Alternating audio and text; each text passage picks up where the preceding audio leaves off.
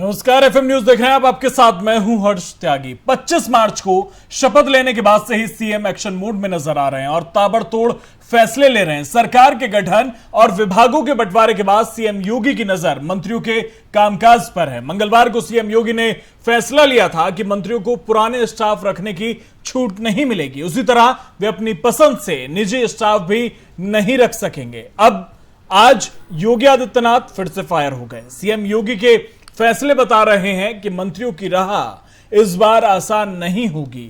भ्रष्टाचार पर zero tolerance और पारदर्शी सरकार की अपनी यूएसपी को इस सरकार में भी बनाए रखने के लिए सीएम ने कड़े फैसले लिए हैं। यूपी सरकार के नवनिर्वाचित सभी मंत्रियों को सीएम योगी ने 100 दिन का टारगेट दिया है। इस 100 दिन के अंदर सभी मंत्रियों को अपने अपने विभागों की समीक्षा करनी होगी। इस समीक्षा के आधार पर काम की योजना तैयार कर मास्टर प्लान बनाना होगा। कैबिनेट के समक्ष विभागीय प्रस्तुतियां संबंधित मंत्री द्वारा ही दी जाएंगी। विभागीय अपर मुख्य सचिव, प्रमुख सचिव केवल सहायता के लिए वहां मौजूद होंगे। साथ ही सचिव या निचले स्तर के जो अधिकारी हैं वो सीएम को ब्रीफिंग नहीं देंगे। मंत्रियों को अपनी रिपोर्ट में सीएम योगी को बताना होगा कि वो अगले 100 दिन में क्या करेंगे, विभाग में नया क्या करना होगा। साथ ही डिजिटलाइजेशन के काम को भी विभाग में आगे बढ़ाना है। इससे पहले सरकार में सीएम योगी ने खुद सभी विभागों की लगातार समीक्षा बैठक की थी। उस बैठक में भी विभाग के अधिकारियों के साथ ही विभागीय मंत्री शामिल रहते थे। इस बार विभागीय मंत्रियों को अपने अधिकारियों के साथ समीक्षा करनी होगी। योगी मंत्रिमंडल का कोई भी मंत्री अगर यूपी से बाहर जा रहा है तो उसकी जानकारी उसे सरकार और पार्टी दोनों को देनी होगी। मंत्रियों के बेवजह दौरे और दिल्ली में बेवजह बड़े नेताओं के चक्कर लगाने से रोकने के लिए सीएम ने यह निर्देश जारी किया है।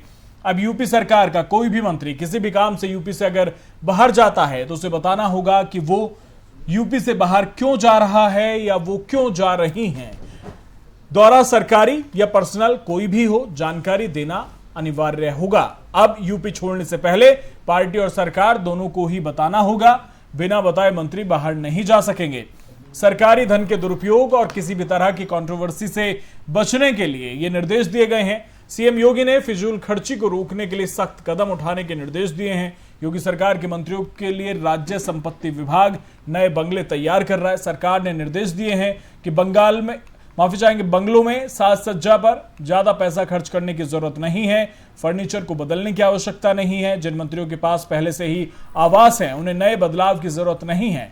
इतना ही नहीं, मंत्रियों के लिए नई गाड़ियां नहीं खरीदी जाएंगी। बड़ी लग्जरी गाड़ियां और घर दफ्तर में नया साज सज्जा का जो सामान होता है उसके साथ ही नए फर्नीचर की खरीदारी नहीं होगी। इससे फिजूल खर्ची पर रोक लगेगी। पिछली सरकार में अफसर शाही को लेकर सवाल उठे थे।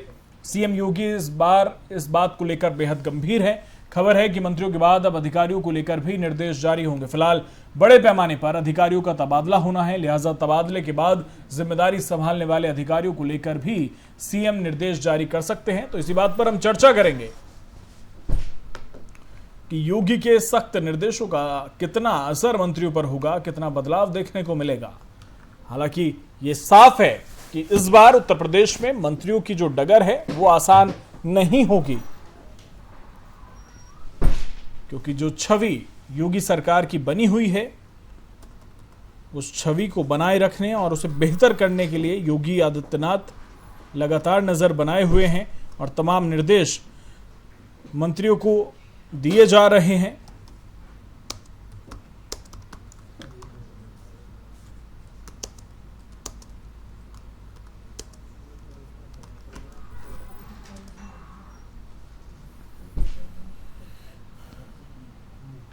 योगी आदित्यनाथ ने साफ कर दिया है कि मंत्री अपनी पसंद के निजी स्टाफ भी नहीं रख सकेंगे।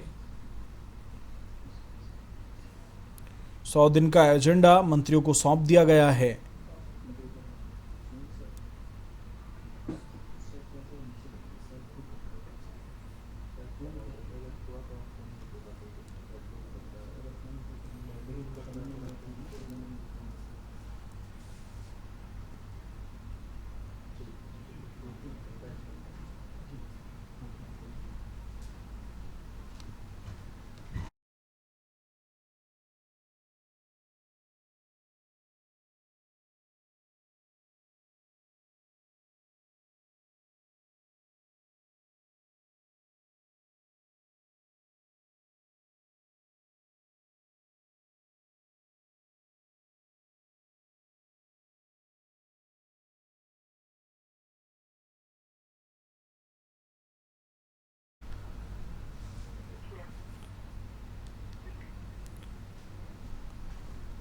और चर्चा के लिए हमारे साथ बीजेपी से शबनम पांडे जी हमारे साथ जुड़ गई हैं। बहुत बहुत स्वागत है आपका एफएम न्यूज में शबनम पांडे जी।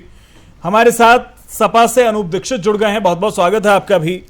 और हमारे साथ वरिष्ठ पत्रकार सुनील कौशिक जी हमारे साथ जुड़ गए हैं, बहुत बहुत स्वागत है आपका भी। शुरुआत सुनील कौशिक जी आपसे। योगी आदित्यनाथ एक्शन मोड में नजर आ रहे हैं, तमाम निर्देश मंत्रियों के लिए जारी कर दिए गए हैं, 100 दिन का एजेंडा सौंप दिया गया है, बताना होगा कि क्या करने वाले हैं अगले 100 दिन में। साथ ही ये भी निर्देश दिए कि अब अगर यूपी छोड़ोगे तो बताना होगा पार्टी को भी और सरकार को भी कि क्यों छोड़ रहे हो। ये तमाम निर्देश जो मंत्रियों को दिए जा रहे हैं, आप क्या कहते हैं इन पर? नहीं, बिल्कुल ये एक अच्छी शुरुआत है और राजनीति में जवाबदेही मुझे लगता है कि इस पर होनी चाहिए। और जो योगी जी ने निर्णय लिए हैं, मैं कह रहा हूँ इसमें जनता में वाई उनको मिलेगी निश्चित तौर से, क्योंकि राजनीति में आना कोई अफसरशाही नहीं है।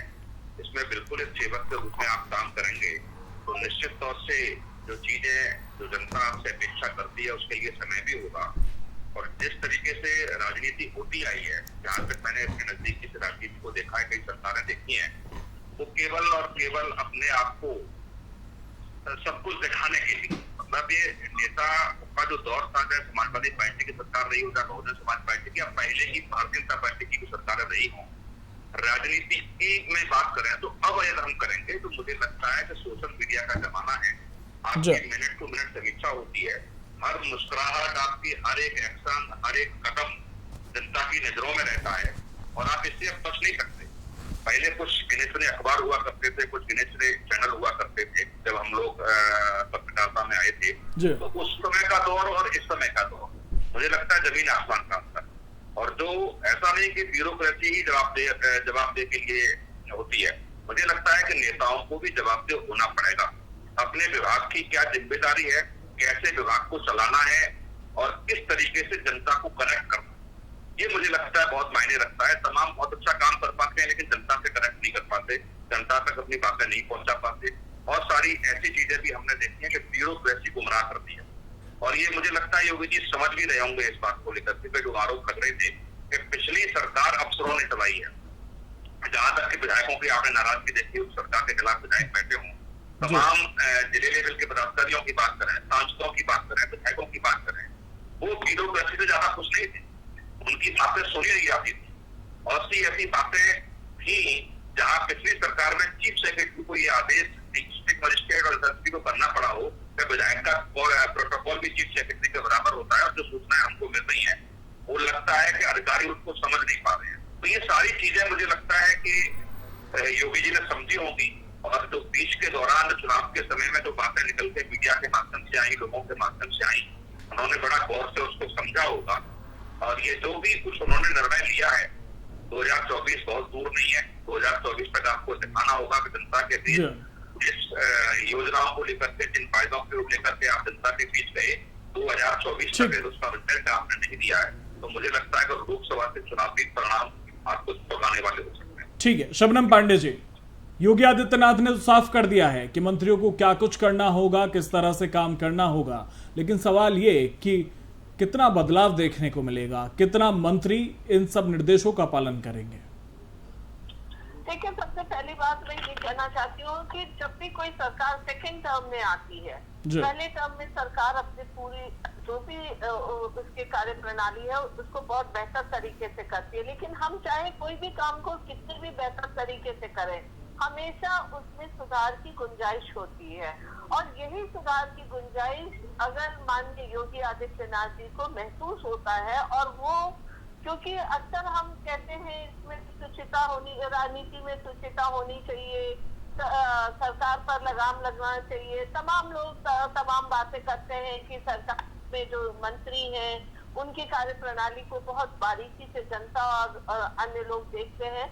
तो आपने देखा कि पिछले 5 साल में माननीय योगी आदित्यनाथ जी की जो कार्य प्रणाली थी बहुत ईमानदार और दमदार नेता जैसी थी, और किसी भी बात पर उन पे उंगली नहीं उठाई जा सकती थी। और उन्होंने भरसक मेहनत की और वो परिणाम भी देखने को आया कि जो लाभार्थी वर्ग सुनने को आ रहा था वो क्या था, वो हमारी योजनाओं का इम्प्लीमेंटेशन था। इम्प्लीमेंटेशन जितने अच्छे तरीके से धरातल पर उतरते देखा, मुझे लगता है आज तक कि किसी सरकार में इस तरीके का नहीं निकला। लाभार्थी वर्ग लगातार हर चैनल पे, हर बहस में सुनने को मिलता था।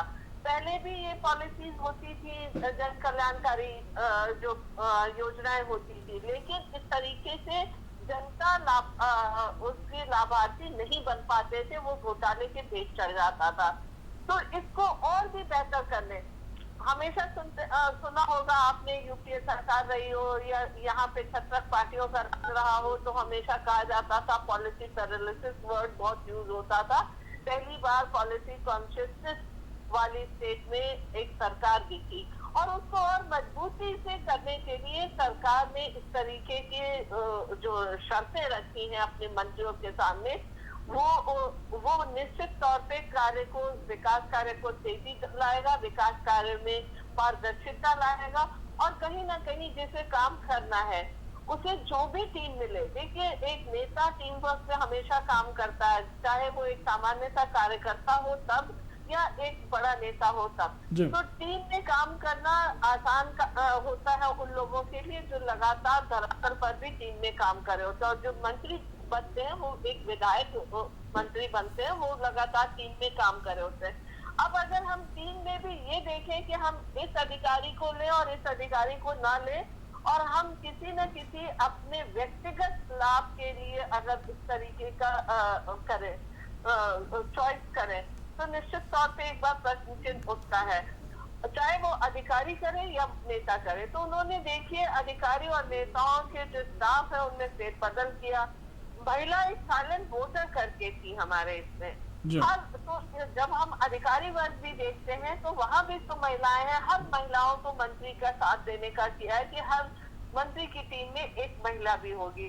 तो जिस तरीके से उन्होंने एक समावेशी सरकार बनाया, हर क्षेत्र के, हर जाति के, हर वर्ग के लोगों को मंत्रिमंडल में डाला, अब जब हर मंत्री का भी स्टाफ होगा तो वो भी इसी तरीके का होगा, और एक पारदर्शिता जनता के सामने भी रखा, और उत्तर प्रदेश की जनता और साथ साथ विपक्षी पार्टियों को ये दिखाया है कि किस तरीके से सरकार में ईमानदारी और पारदर्शिता लाया जा सकता है, किस तरीके से अनुशासन लाया जा सकता है, और किस तरीके से विकास को गति देकर हमारे लाभार्थी वर्ग को पूरे उत्तर प्रदेश में उसके एक जाल बिछाया जा सकता है। ठीक है, अनूप दीक्षित, जिस तरह के निर्देश मंत्रियों को दिए हैं योगी आदित्यनाथ ने, क्या कहेंगे इस पर?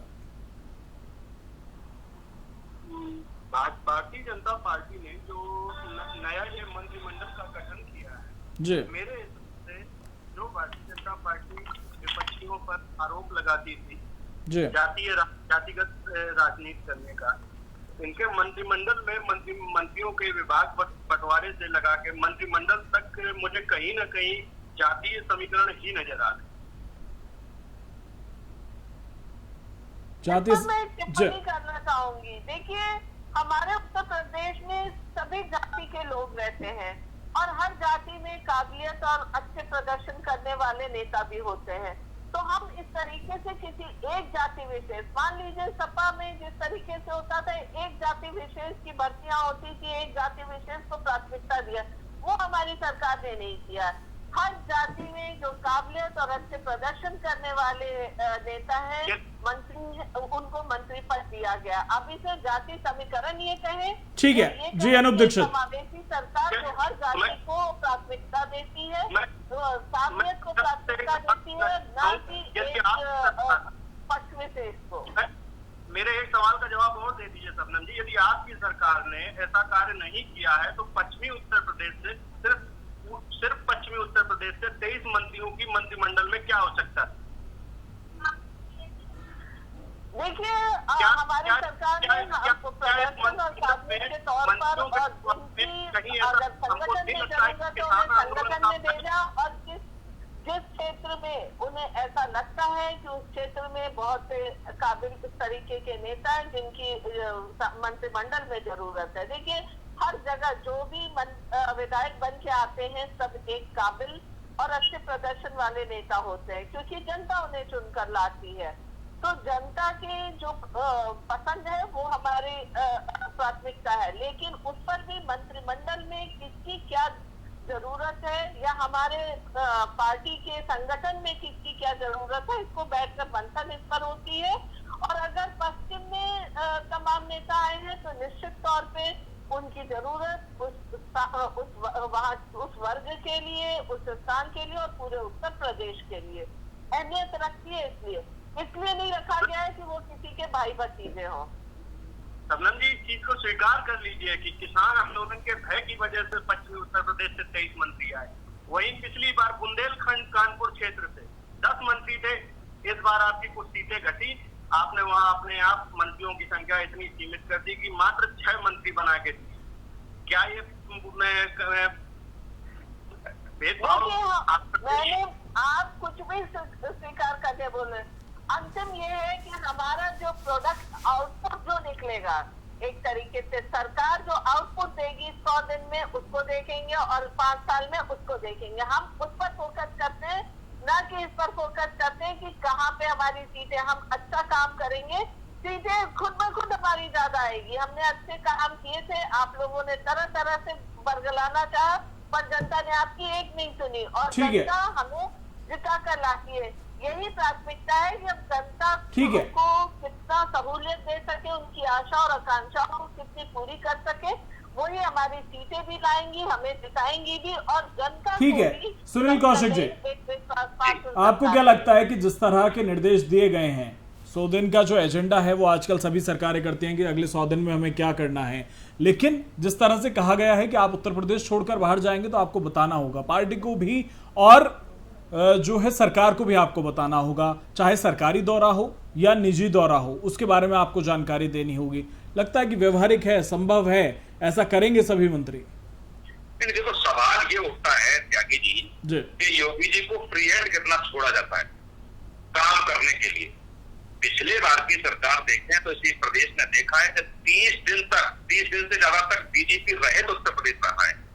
बीजेपी की जब मुख्यमंत्री ने नियुक्ति की तो केंद्र ने उनको रिलीज नहीं किया। इसी प्रदेश ने जब योगी जी की सरकार आई थी तो 3 महीने तक समाजवादी पार्टी के चीफ सेक्रेटरी से काम चलाया। इसी प्रदेश ने 6 महीने से अधिक चीफ सेक्रेटरी को कार्यवाहक के रूप में देखा। तो ये और नीचे जाएंगे, प्रमुख सचिव लेवल पर जाएंगे, सचिव लेवल पर जाएंगे तो बहुत बड़ी कहानी हो जाएगी। सवाल ये उठता है कि योगी जी को आप फ्री हैंड कितना छोड़ते हैं? क्या वही चीजें मिलेगी जो पिछली बार उनको सत्ता में रहते हुए मिली थी?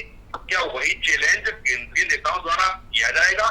और पहले की अपेक्षा अब मुझे लगता है कि मंत्रिमंडल में कई जगह ऐसा होगा जहां सत्ता का केंद्र रहेगा। AK शर्मा साहब को आप देखिए, ब्रजेश पाठक को आपने पहली मीटिंग में देख लिया होगा तो 2 उप मुख्यमंत्री लेफ्ट में बैठे हैं और राइट पे स्वतंत्र देव सिंह बैठते हैं।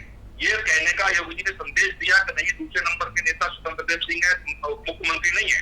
तो कई चीजें भी आप धीरे धीरे खुल के आएंगी।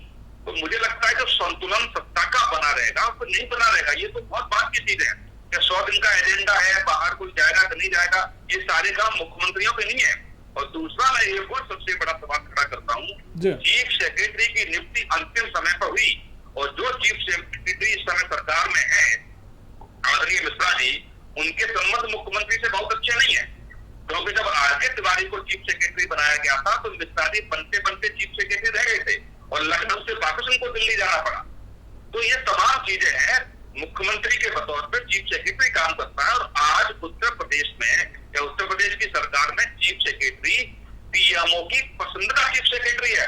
तो क्या तो टकराहट जो चीफ सेक्रेटरी और मुख्यमंत्री के बीच होगी, क्योंकि तमाम हमने सरकारें देखी है मुख्यमंत्री से इशारे में बातें करते हैं और चीफ सेक्रेटरी उनको फॉलो करते हैं। लेकिन आज की स्थिति में मुझे लगता है कि चीफ सेक्रेटरी और मुख्यमंत्री में 36 का आंकड़ा है। क्या ये सारी चीजें जो है वो खाली पट पाएगी कि नहीं पट पाएगी? चीफ सेक्रेटरी यही रहेंगे या दूसरे चीफ सेक्रेटरी की नियुक्ति होगी, इनको कहीं और बड़ी जगह भेजा जाएगा? यदि तमाम सवाल है, अभी प्रमुख सचिवों की नियुक्ति होगी, हर मंत्रियों को मिलेंगे, वो किनकी पसंद के मिलेंगे? तो पिछली बार तमाम प्रमुख सचिव मंत्रियों की पसंद के नहीं मुख्यमंत्री ने दिए थे और तमाम इस बार भी ऐसा ही है, इस बार भी मना कर दिया है कि पसंद के नहीं होंगे। ये तमाम ऐसे सवाल है, तो मुझे लगता है समय आएगा तब बातें सामने आ पाएंगी। शबनम पांडे जी जवाब दीजिए। देखिए, सबसे पहली बात है कि मैंने बार बार कहा कि एक सरकार भी टीम वर्क से चलती है और इस टीम वर्क से चलने की में अनुशासन की बहुत आवश्यकता होती है। हर वक्त अगर हम मंत्रालय भी चलाते हैं तो जरूरी नहीं कि जो चीफ सेक्रेटरी या अन्य स्टाफ है वो हमारे मन का हो। हमें उससे व्यक्तिगत रिश्ते नहीं, हमें उनसे जो मुख्यमंत्री की पसंद का स्टाफ नहीं होगा तो किसके पसंद का स्टाफ होगा? मुख्यमंत्री का काम लेना है, मुख्यमंत्री की जवाबदेही होती है। पसंद ना पसंद इस मायने में देखना ज्यादा जरूरी है। हमारे व्यक्तिगत रिश्ते क्या है उससे ज्यादा जरूरी होता है कि हम किस तरीके से जो भी काम सरकारी तौर पर कर रहे हैं उसमें हमारा सामंजस्य अपने चीफ सेक्रेटरी के साथ या अपने मंत्री के साथ कैसा है, ये सबसे जरूरी चीज। अगर हम हर वक्त कहीं ना कहीं कभी चीफ सेक्रेटरी भी गलत हो सकते हैं और कहीं पे मंत्री भी किसी बात पर अड़ सकते हैं, तो इन दोनों में कैसे सामंजस्य वो बनाए, क्योंकि ये एक अवसर प्रदान किया है कि इस लिस्ट में से ही आपको लेना है। तो जो अब तक जो 17 पार्टियों की सरकार चला करती थी, तो जिस तरीके से रिश्तेदार उनके टीआरओ बन जाया करते थे, ओएसडी बन जाया करते थे और तमाम लोगों को सेलेक्ट करते थे, और जो पॉलिसीज की जो धरातल पर जो करप्शन चलते थे उसको धीरे धीरे इन्होंने लगाम लगाया है। और ये कहना गलत होगा कि मुख्यमंत्री जी इंडिपेंडेंटली काम नहीं, मुख्यमंत्री जी ने जितना इंडिपेंडेंटली काम किया और जितनी मजबूती से किया है इसको देखे विपक्ष भी मानते हैं, नहीं तो विपक्ष को क्यों कहना पड़ता। अच्छा शबनम पांडे जी, ये बताइए कि इस बार अफसरशाही का किस तरह से रहेगा, क्योंकि पिछली बार आपके कई विधायक ये कहते हुए देखे गए कि अधिकारी सुनने को तैयार नहीं है। अब जब अधिकारी विधायक की सुनने को तैयार नहीं है तो जिस जनता ने उन्हें चुनकर भेजा है वो जनता क्या उम्मीद रखे? आपके विधायक ये कहते नजर आए, उनके ऑडियो वायरल हुए, वो ये कहते नजर आए कि जनता ने पूछना ही छोड़ दिया, उन्हें समझ में आ गया कि विधायक की नहीं चलती। देखिए, मैं इन बातों से इनकार करती हूँ। अगर उनमें किसी बात को लेकर था थोड़ा सामंजस्य में कमी आई थी तो मुख्यमंत्री जी ने बात करके उन सभी को समझाया था, लेकिन ये गलत मैसेज विपक्षियों के द्वारा दिया गया कि नहीं शबनम पांडे जी, हर बात में विपक्ष को नहीं कोसा जाता। विपक्ष नहीं, ऑडियो वायरल हुए आपके विधायकों के, और सोचिए कि अगर सरकार में होते हुए विधायक को एसपी ऑफिस या डीएम ऑफिस के बाहर धरने पर बैठना पड़े तो क्या स्थिति है साहब? त्यागी जी, अगर ऑफ कैमरा बात करेंगे तो शबनम जी स्वीकार करेंगे, ऑन कैमरा प्रवक्ता को तो हम नहीं स्वीकार कर सकते हैं। ये भी आप ऐसी बात नहीं है कि मैं स्वीकार करूंगी, क्योंकि मुझे लगता है मैं जितनी मजबूती से दरअसल में जिन लोगों के लिए काम करना चाहती हूँ करती हूँ, और कोई भी नाजायज काम में निश्चित तौर पे कोई भी अधिकारी साथ नहीं देता। देखिए, ये एक राजनीति में और सरकार में सुचिता का वक्त आ रहा, और जब हम इस सुचिता को लाते हैं तो निश्चित तौर पे कभी कभी अपने परिवार से भी लोग नाखुश होते हैं, क्योंकि हर किसी की आशा और आकांक्षा है। जैसे अभी मंत्रिमंडल बंट रहा था, मैंने तमाम न्यूज चैनल में तमाम एंकर से लेके विपक्षी पार्टियों सबको सुना, इनको मलाईदार विभाग मिला और इनको मलाईदार नहीं। मलाईदार विभाग होता क्या है? ये कहीं ना कहीं सरकार, जब मलाईदार विभाग अगर सरकार के किसी विभाग के लिए कहा जाए तो इसका मतलब है कि वहां पे कहीं ना कहीं करप्शन होता है, और इसी परसेप्शन को खत्म करने के लिए अगर कोई मंत्री सुचिता के साथ एक छोटे से विभाग, जिस भी विभाग का नाम ले लीजिए, उसको चलाए और उससे लोगों को लगे कि हाँ सरकार अच्छा काम कर रहा है, तो वो विभाग मैं समझती हूँ मलाईदार विभाग। क्योंकि हम पैसे से मलाईदार विभाग आंकने लगते हैं तो वहीं पे करप्शन का बोलबाला होता है, और इसी को खत्म करने के लिए मुख्यमंत्री जी ने एक ठीक है, अनूप दीक्षित अनुशासन का परिचय देने के लिए सोनम जी, मैं इस बात को इसलिए नहीं मानता। सुनील जी, मैं आ रहा हूँ आपके पास। किसी मंत्री को दिए जाते हैं तो उससे उसकी स्थिति को पता चलता है कि वो कौन से नंबर का मंत्री है। एक धमक जो होती है वो विभाग से ही पता चलता है। अब किसी को आप रक्षा मंत्री बना दो फिर रक्षा मंत्री के हिसाब से उनकी धमक होगी। ठीक है, मैं आ रहा हूँ अनूप दीक्षित। ठीक है, तो मान के चलिए कि एक उप मुख्यमंत्री के पास 7 विभाग है और दूसरे उप मुख्यमंत्री के पास 2 विभाग है, तो आपने एक तुलनात्मक अध्ययन कर दिया कि इसको छोटा बना दिया, इसको बड़ा बना दिया, और एक कैबिनेट मंत्री धर्मपाल सिंह आप बताइए, जिनको पिछली बार निलंबित किया गया था आपके मंत्रालय में भ्रष्टाचार के आरोप लगाकर, तो उनके पास 6 से 7 मंत्रालय दे दिए। कहाँ से लौटे आ गए वो? ठीक है, मैं दोबारा आऊंगा अनूप दीक्षित। ठीक है सुनील कौशिक जी, अनूप दीक्षित काफी देर से इंतजार कर रहे हैं। अनूप दीक्षित, जिस तरह का एजेंडा आगे सेट किया जा रहा है, अफसरशाही है, उसे लेकर समाजवादी पार्टी का क्या सोचना? और अब तो समाजवादी पार्टी के जो मुखिया हैं वो विधानसभा में आवाज उठाएंगे। बिल्कुल, हमारे विधानमंडल दल का नेता चुने जाने के बाद हमारे राष्ट्रीय अध्यक्ष जी ने कहा है कि विपक्ष में रहकर लोकतंत्र में पर्याप्त अपनी भूमिका निभाएंगे। उत्तर प्रदेश की जनता के मुद्दे भी बराबर समय समय पे उठाएंगे और विपक्ष में रहकर सरकार के कार्यों की 6 महीने पहले समीक्षा करेंगे और उसके बाद समय समय पर बराबर हम अपने मुद्दे उत्तर प्रदेश की जनता के उठाते रहेंगे। और शिवपाल यादव जी की समीक्षा तो नहीं करेंगे दोबारा से? शिवपाल, देखिए मैं इसके पहले भी कल भी एक न्यूज चैनल पे बैठा था। शिवपाल यादव जी प्रगतिशील समाजवादी पार्टी के राष्ट्रीय अध्यक्ष हैं और सपा के टिकट पर चुनाव लड़े हैं। ये भी तो कहिए, प्रसपा के मुखिया अगर आप कह रहे हैं तो ये भी कहिए कि हमने टिकट दिया है, साइकिल पर चुनाव लड़े हैं। गठबंधन में कई जगह ऐसा हुआ है कि जहां भारतीय जनता पार्टी का निषाद पार्टी से गठबंधन था लेकिन चुनाव चिन्ह भाजपा का रहा, तो वो विधायक तो भारतीय जनता पार्टी का नहीं कहलाएगा, विधायक तो निषाद पार्टी का ही कहलाएगा। तो जैसे गठबंधन पे भी हमारे यहाँ कुछ सीटों पर ऐसा हुआ था कि जहां सिंबल समाजवादी पार्टी ने अपना दे दिया। तो शिवपाल यादव और अखिलेश यादव के बीच सब ठीक है, उनकी समीक्षा नहीं करेंगे वो? अब उनकी समीक्षा पे, क्योंकि खबरें तो सूत्रों के हवाले से बहुत कुछ आ रही हैं कि दिल्ली जा रहे हैं शिवपाल यादव, कहीं अपर्णा यादव के बाद अब शिवपाल यादव तो नहीं। आप लोगों के संपर्क में है, अगर ऐसी कोई खबर आएगी तो हम भी जरूर सुनेंगे, हम इंतजार करेंगे उस खबर। लेकिन क्या नहीं लगता कि नुकसान उठाना पड़ेगा सपा को इसका, जिस तरह से अगर ऐसा हो जाता है तब? नहीं, समाजवादी पार्टी को कोई नुकसान नहीं उठाना पड़ेगा क्योंकि हम शिवपाल जी बहुत पहले हमसे अलग हो गए थे। 2022 विधानसभा चुनाव के लिए उन्होंने अपनी पार्टी का, प्रगतिशील समाजवादी पार्टी का, हमारे राष्ट्रीय अध्यक्ष श्री अखिलेश जी से मिलकर सपा से गठबंधन किया था। अनूप दीक्षित जी, आप जिस तरह से कह रहे हैं कि कोई नुकसान नहीं होगा, ऐसा नहीं लगता कि अब समाजवादी पार्टी और समाजवादी पार्टी के मुखिया जो हैं वो संतों की राह पर चल पड़े हैं? ना किसी के आने की खुशी, ना किसी के जाने का गम, ठीक ठाक चल रहा है जैसे भी है? मुझे तो ऐसा नहीं लगता भाई। अगर आपने तो कहा कि शिवपाल यादव के जाने से मतलब अगर कुछ होता है तो नुकसान नहीं होगा, जब आए थे तब भी आप लोगों ने कोई इस तरह से वो नहीं किया था उन्हें।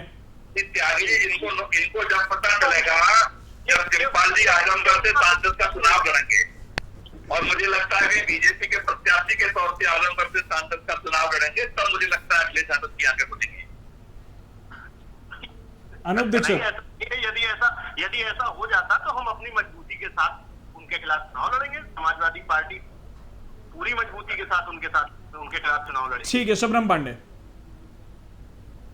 जी, देखिए ये इनका अंदरूनी मामला, इस पर मुझे टिप्पणी नहीं करना चाहिए, लेकिन लगातार तमाम चैनल पे इनके प्रवक्ता कह रहे हैं घर है, घर में खटपट होती है, इस तरह की बातें करते हैं।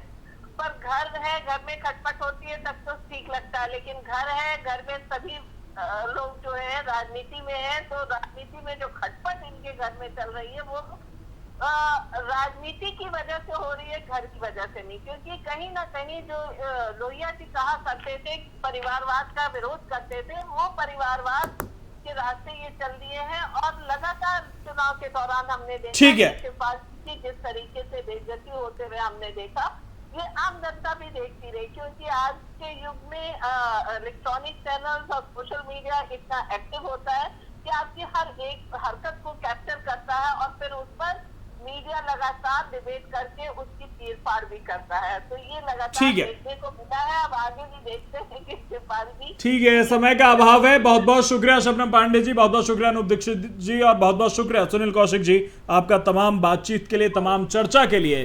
तो सीएम योगी ने मंत्रियों को 100 दिन का एजेंडा सौंप दिया है, तमाम निर्देश उन्होंने जारी कर दिए हैं और इन निर्देशों में साफ है कि अगर कोई मंत्री उत्तर प्रदेश से बाहर जाएगा तो उसे उस दौरे की जानकारी सरकार और पार्टी को देनी होगी और किसी भी तरह की फिजूल खर्ची बर्दाश्त नहीं की जाएगी, मनपसंद निजी स्टाफ नहीं दिया जाएगा। तमाम ये निर्देश ये बता रहे हैं कि इस बार मंत्रियों की जो डगर है वो आसान नहीं होने वाली। तो फिलहाल मेरे साथ इतना ही, बने रहिए एफएम न्यूज के साथ। नमस्कार।